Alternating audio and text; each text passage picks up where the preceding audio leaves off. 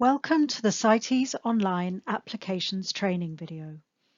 We hope you will find using the new CITES Online Application Service easy to use, whether you are used to applying for CITES permits to import artificially propagated live plants, or whether you are applying for the first time. This training video is for anyone wanting to apply online for a CITES permit to import live, artificially propagated plant species listed on the Convention on International Trade in Endangered Species of Wild Fauna and Flora, known as CITES.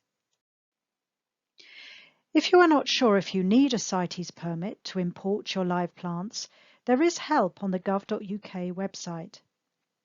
To check if you need a CITES permit to import your live plant species listed on CITES, go to www.gov.uk/CITES-imports-and-exports. Before you apply for a UK CITES import permit, you will need to obtain a CITES export permit or phytosanitary certificate from the exporting country. Please be aware that phytosanitary certificates are accepted in lieu of a CITES export permit from certain countries only. Whether you have a CITES export permit or phytosanitary certificate, you still need to apply for a UK CITES import permit.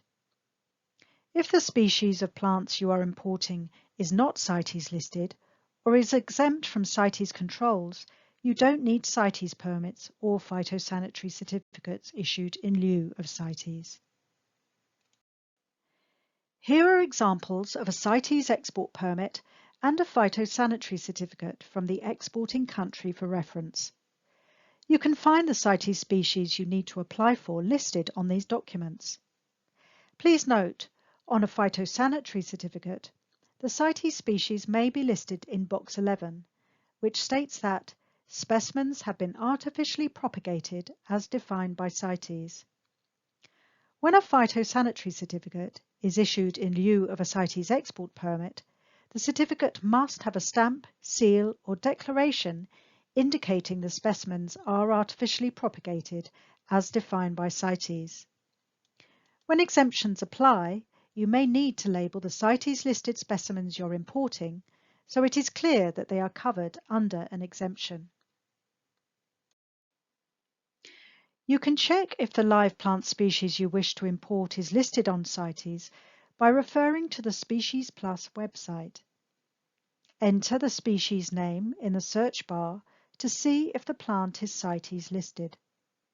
If it is, you can check if there are any exemptions that apply to your species by checking the annotations and notes under the species listing information. Here is an example of a plant species listing on Species Plus. For the purposes of this training video, you can see the annotations have been circled in red and the notes in green. The annotations and the notes will tell you whether any parts or derivatives of the plant are listed on CITES and require permits or not. However, if after checking Species Plus you have any doubts regarding the possible exemptions for your plants, please contact us by email at wildlife.licensing@apha.gov.uk. In this video, we will now show you how to use the CITES online service to apply for a CITES import permit to import live artificially propagated plants. If you have not applied for a CITES permit before and need help with setting up your Government Gateway account or starting the application process, please go to our Starting Your CITES application video on the APHA YouTube channel. We assume you have watched our Starting Your CITES application video and are ready to complete your application.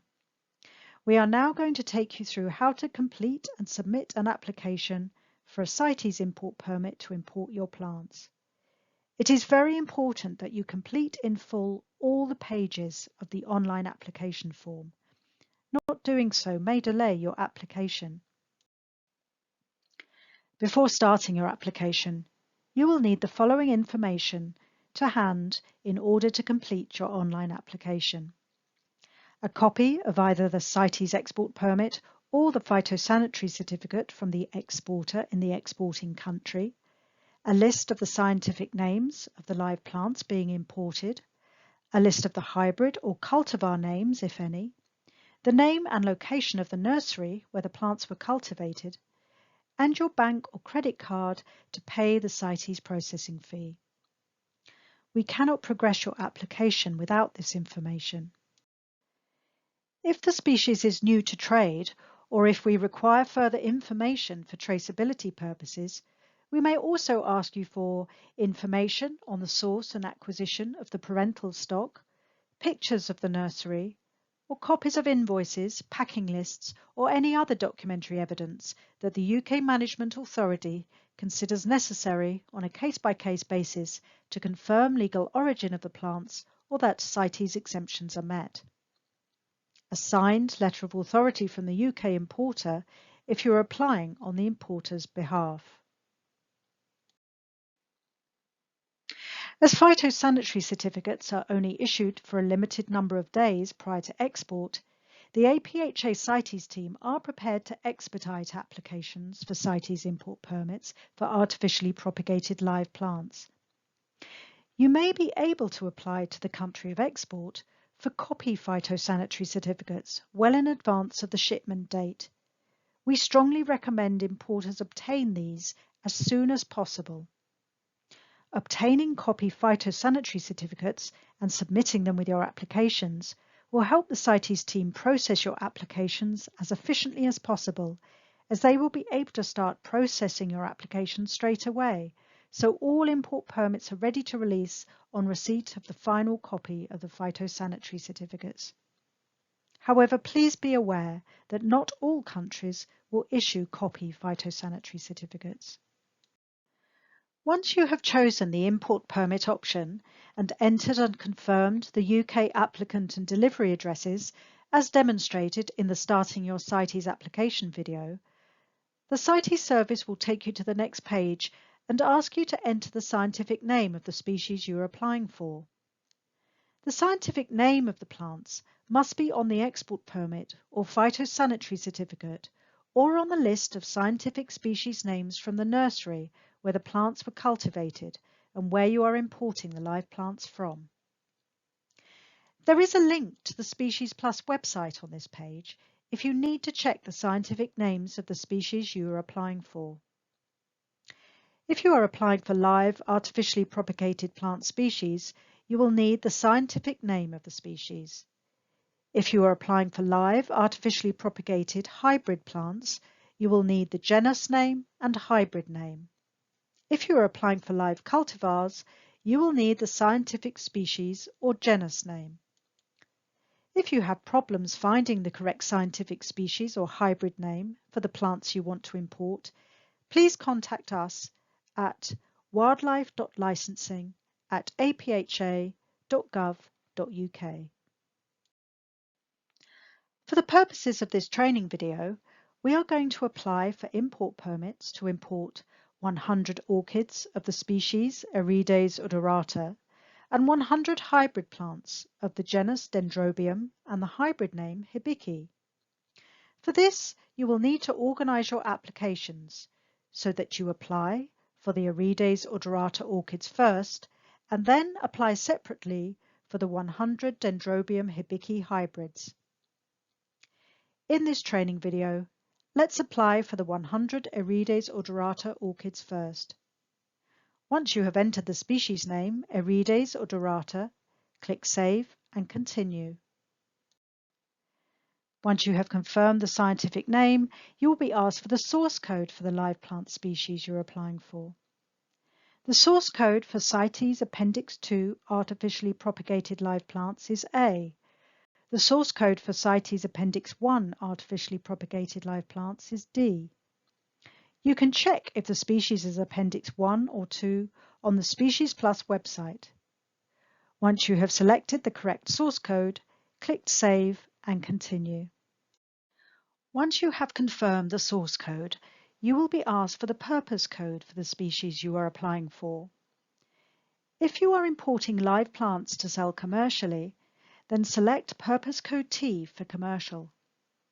If you are importing live plants for a plant or flower show to display only and not to sell, then select Purpose Code Q for circuses and travelling exhibitions. If you are importing your personal collection of live plants as part of a personal household move or relocation, select Purpose Code P. If you have purchased the plants abroad, even if you intend them for personal use only and not for onward sale once back in the UK, you will need to enter Purpose Code T for commercial. For the purposes of this training video, we are importing a quantity of 100 live orchids and 100 live hybrid plants to sell commercially, so we have selected Purpose Code T for commercial. Click Save and Continue. The service will then ask you to describe the item specimen or the items or specimens you are applying for. As you can see, you will be presented with a list of options: a living plant, a plant product, or a worked item or finished product. In this training video, we are choosing a living plant for live plants. Click Save and Continue. You will then be asked for the quantity of the live plants you are applying for. The quantity should be on the CITES export permit or the phytosanitary certificate from the exporting country. We have entered 100 as we are importing 100 live orchids. The unit of measurement is number of specimens. Once you have entered the details, click Save and Continue. You will then be asked for the CITES trade term code. All CITES items are identified by a 3-letter trade term code which forms part of the description. Click on the drop-down menu and pick LIV, which is the 3-letter code for live plants. Once you have chosen the correct code, click Save and Continue. You will be asked if the specimens you are applying for have any unique identification marks. Some CITES specimens are required to be uniquely marked by, for example, a microchip or closed ring in the instance of live animals, or a serial number in the instance of a piano to aid identification. Live plants do not have a unique identifier, so we are choosing the No button. Click Save and Continue. The next page will ask you to describe the CITES specimens you're importing. You must enter a description of the item or items you're applying for. Not doing so will delay your application. The description makes it clear to the CITES team exactly what you wish to import, so they can process your application more efficiently. A description will appear on the final permit. The purpose of the description is so that the border authorities can check that the permit issued and the specimens being imported match. For live plants, a typical description might be 100 live orchids or 100 live orchids in glass containers. Once you have entered the description, click Save and Continue. The service page will then prompt you to enter the exporter details. You can find the exporter details and address on the CITES export permit or phytosanitary certificate from the exporting country. Enter the exporter details exactly as they appear on the CITES export permit or phytosanitary certificate. It is very important the exporter and importer details match on both the CITES export permits or phytosanitary certificates and CITES import permits to avoid any issues when the documents are presented for endorsement at the UK border. Click Save and Continue. You will then be asked to enter all the details from the export permit exactly as they appear on the CITES export permit or the phytosanitary certificate from the exporting country. For the purposes of this training video, you can see we have entered the details of the phytosanitary certificate from the Netherlands. If the country of origin is the same as the country of export, for example, the plants were grown in the Netherlands and are being exported on a Netherlands phytosanitary certificate, please tick the box Export or re-export permit details are the same as the country of origin. Once you have entered all the details, click Save and Continue. Enter any additional comments in the additional information box that you feel are important to your application. For example, the name or location of the nursery where the plants were cultivated, a list of hybrids you're applying for, if you haven't provided them in any of the other documents you are going to attach. You can also enter an internal reference or code associated with your application to use within your business or organisation to help you keep track of and manage your applications. For the purposes of this training video, we have entered the code MYCODE01. Click Save and Continue. On this page, you will be able to see a summary of your application. If there are any details that need to be amended, click on the Change link in the appropriate section. This will take you back to the relevant page to make your amendments. If you have read through the summary of your application and are happy, click Confirm and Continue. On this page, you will see a one-line summary of your application. At this point, you have the option to remove or delete your application, copy your application if you wish to make another similar application. In this instance, for example, if we wanted to make another application to import another live plant species on the phytosanitary certificate, or continue if you have finished your application and wish to go ahead. For the purposes of this training video, we wish to copy the application, as we also wish to apply to import 100 hybrid plants of the name Dendrobium hibiki listed on the same phytosanitary certificate. So we will click Copy. You will be asked again if you want to add any more applications. As we want to add an application for a new live plant species, we have clicked the Add an application for a new species button. Click Continue. The online application system will then take you back to the beginning of the online form so you can add the details of the application for the new species. For the purposes of this training video, we also wanted to apply for a live hybrid plant species, Dendrobium hibiki. For a Dendrobium hybrid species, you will need to enter Dendrobium hybrid. If you are unable to enter the genus name plus the word hybrid, you may need to select Plant Hybrid from the drop-down menu. However, if this is the case, you would still need to submit separate applications for different genus of hybrids. Click Save and Continue. Continue through the online application form as you did before, and when you reach the page where it asks you to describe the specimens, enter the quantity and description for your live plant hybrids as you see here. 100 live hybrid plants, Dendrobium hibiki. Click Save and Continue. Continue through the online application form as with the previous application, completing the exported details as requested. You will find that the online form will pre-populate the previous details, making the second application easier to complete. The system will then give you a summary list of all the plants you have applied for under this application. At this point, you can remove any species that you decide you do not wish to import by clicking the Remove button in red. Assuming you are happy, click Continue.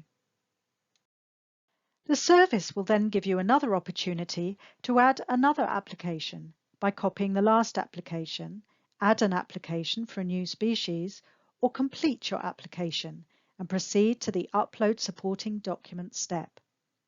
In this training video, we wish to complete the application for importing 100 orchids of the species Erides odorata and 100 hybrid plants of the name Dendrobium hibiki and proceed to the next step.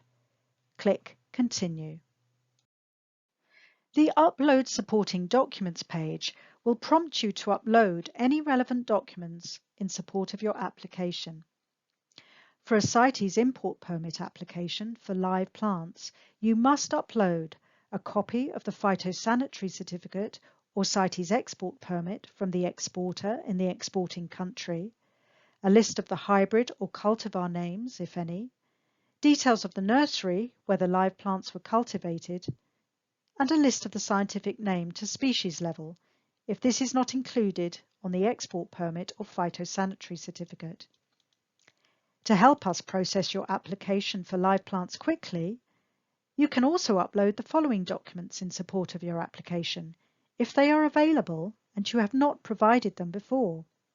Copies of invoices, packing lists, or any other documentary evidence confirming the origin of the plants you are importing or showing that exemptions are met, information on the source and acquisition of the parental stock, or pictures of the nursery. To upload your supporting documents, click Choose File and choose the correct document from where it is saved on your computer. Then click Upload File. Once uploaded, the file will appear in your Files You Have Uploaded list.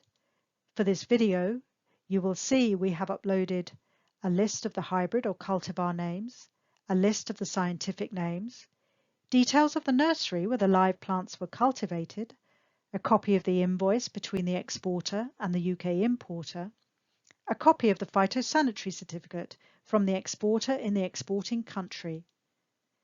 You must also upload a signed letter of authority at this point if you are making an application on behalf of someone else, such as a client, friend, or family member. Once you have finished uploading your supporting documents, click Save and Continue. Once you have completed the information on each page, you will come to the Declaration page. If you wish to add any further documents or make amendments at this stage, click the Back link at the top left-hand corner of the page. However, if you are happy you have completed all the information and supplied the relevant supporting documents, read the declarations. If you agree with the declarations and are happy to submit your application, click Agree and Submit. If you are concerned at this point whether you have provided all the information necessary, do not worry. If we require any further information from you, in addition to the information you have provided, a CITES case officer will contact you to request the information. Once you have submitted your application, you may be taken to the payment page for the CITES permit processing fee amount and asked whether you want to pay for your application immediately. If you select yes, you will be taken to the card payment page to pay the fee. If you select no, pay later, your application will not begin to be processed until you have paid the fee. The standard processing fee for a CITES permit to import one live plant species is £74. Your application will not begin to be processed until you have paid the relevant fee. Click Continue. Once submitted, whether you have chosen to pay now or pay later, you will receive an application reference number and a summary of what happens next with your application. The reference number is not a CITES permit number. It is a reference number that refers to your submitted application so you can track its progress. For any submission with more than one application or species, your fee will be calculated by the CITES team after you submit your application. One of the CITES team will then contact you later with the fee amount and details on how to pay. This page also provides a link to your CITES account, where you can check the progress of your applications once you have paid. Click Finish. Once you receive your permits, please remember that all copies must be presented to Border Force and endorsed at the time of entry into the UK. All shipments containing CITES specimens need to enter the UK by a CITES UK point of entry.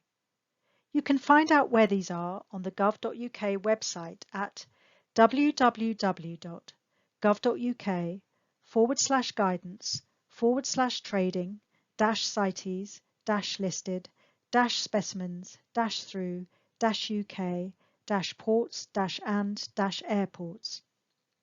If you hire an agent or business to deal with customs for you, you must ensure there is a complete and accurate declaration and that they can handle your CITES specimens.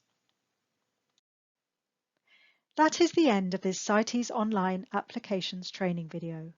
We hope it has been helpful. If you have any other queries about importing your live plants that have not been answered in this training video, you can email us at wildlife.licensing@apha.gov.uk. Thank you.